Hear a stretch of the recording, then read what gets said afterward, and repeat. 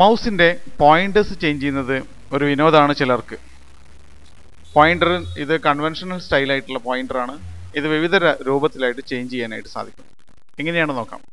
ഇതിനായിട്ട് നിങ്ങൾ ഡെസ്ക്ടോപ്പിൽ start ബട്ടണിലൂടെ control പാനലിലെത്തി ഇവിടെ അപ്പിയറൻസ് ആൻഡ് തീംസിൽ ക്ലിക്ക് ചെയ്യുക.